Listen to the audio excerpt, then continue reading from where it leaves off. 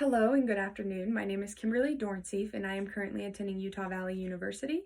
My major is Public Relations and Strategic Communication, and today we will be speaking on and arguing the death penalty and should it be discontinued. So kind of where I want to start out is I have the definition of the death penalty here with me. Well, capital punishment, which is the same thing. Capital punishment is the legally authorized killing of someone as punishment for a crime.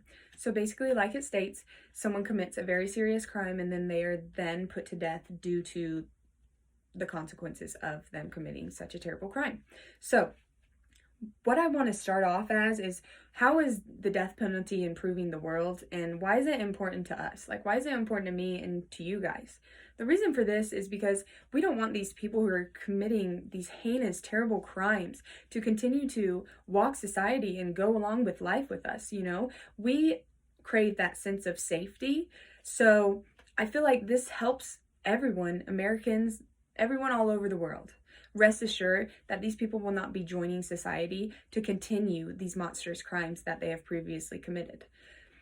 So, I wanted to start off, I have an article. The article title is "Most Americans Favor the Death Penalty Despite the Concerns of Its Administration."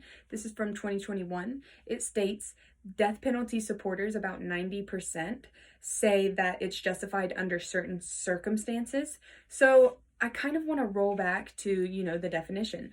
Certain circumstances. So these people are put to death due as a punishment to committing these crimes. So where I want to start and specify, these crimes have to fall on the federal capital offense list for these people to be put to death, compared to them being sentenced for life. So these have to be super, super serious crimes in the first place. That's why we have 90% who are saying as long as it's justified, go ahead.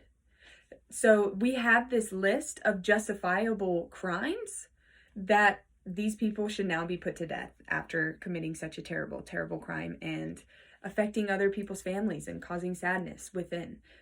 So there's definitely a lot of reasons as to why this is put in place, and I'm going to be going over more in detail of other reasons.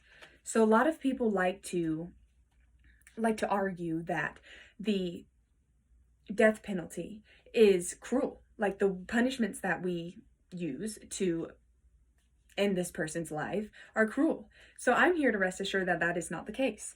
So in an article stated from Manzano in 2018, where he's kind of talking about firing squads, because that is definitely one of the methods that we use for the death penalty.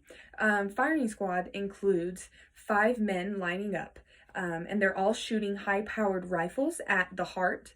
The heart is completely destroyed and unconsciousness follows within seconds. So this kind of backs up that it's not cruel. The reason for this is that these people could have, caused harm and suffering as long as, we don't even know how long, on innocent people, and these people are put to death from a firing squad within seconds and don't feel anything. So this is kind of where we can back it up, that no, it is not cruel, and that unconsciousness follows within seconds. So the heart is completely destroyed within the matter of seconds. So this person is not suffering, even though the monstrous crimes that they commit, they should suffer. They do not. That's not always the case. So it's not as inhumane as people think it is, especially when they are already deserving of these crimes. Kind of how I feel eye for an eye in an instance. I want to also talk about the electric chair, because a lot of people argue that this is the most cruel one, which is actually funny because we have something to back it up, of course. So Manzano 2018 states in his article, bare metal flushed against a shaved wet head. So that's kind of how they do it. They shave your head and it's wet and the metal is pressed against here. So this sends electricity straight to the brain, and your brain shuts off more quickly than your brain can register the pain. So your brain is already shut off before it can register pain. So where's the suffering? Where's the cruelness in this method? And in any of these methods, like we already stated, that these people are already committing crazy, crazy monstrous crimes. These people are not suffering. And these methods that we use them for a reason, to help us, make sure that it's not as cruel, even though it's very deserving of what they deserve. Another reason as to why we can back up why we should not discontinue the death penalty is people escaping. People that have been served for life in prison, we've had it happen. It's not a new thing. People can escape prison. I mean, nowadays it's a lot more security, a lot more secure, but it's definitely happened and it can continue to happen. So the thing that kind of backs that up, the death penalty, these people are put to death. They cannot continue to roam society with us anymore. In an article stated by Myvan in 2015, there are instances where these criminals who have been sentenced to life escape prison and end up in society where they continue to commit the violent and heinous crimes. So if these people are put to death, there is no way of them to escape prison and then continue to do these monstrous crimes to innocent people. So that kind of backs up as to why we have the death penalty in place in the first place. Another one is the death penalty. Us as humans are already scared of the unknown. Not all of us, but most of us. So a lot of people are already scared of death and torture in the first place. It's just like a common instinct.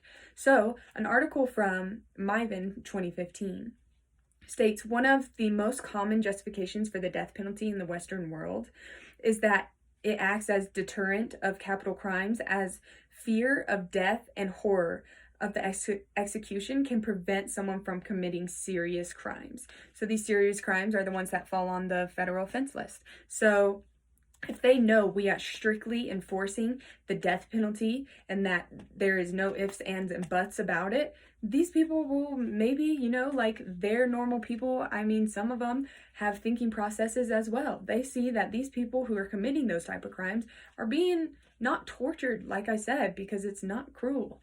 They are being put to death. So if they want to lose their life over it, then go ahead. But there's going to be a lot of backfall of where they don't want to commit such a serious crime to be put to death due to the fear of death and just of the methods that we use to put these people to death. So lastly, I kind of wanted to go over that a lot of people argue, I got this from an article by Flander 2013. Don't want to quote him exactly because, I can get my point across. Because basically, people argue that capital punishment is inhumane. So I will agree with this. Killing of another person is extremely unhumane. But what I want each and every one of you to do is put yourself in the shoes of a loved one who has lost someone due to torture, rape, murder, okay? These people, when it happens to you, you do not want this criminal to continue to walk society on a normal everyday basis at the chances that they get out and go do it again to someone else. So, kind of where I can come back to this all as why it shouldn't be discontinued is because these people in the first place are already inhumane. There's no logistic reasoning for why these people should be committing these crimes.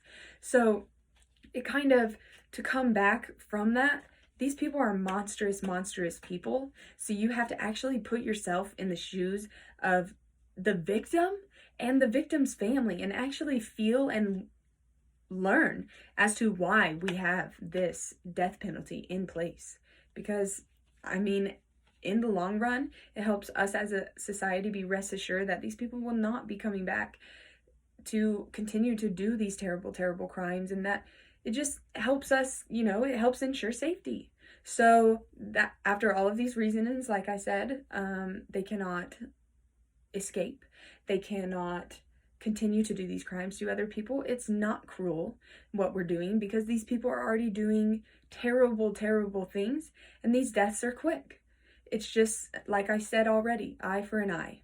And I hope everyone can broaden their horizon and think on that basis, put yourself into the victim's shoes or into the victim's family's shoes and understand that we should not discontinue the death penalty due to all the following reasons. Thank you.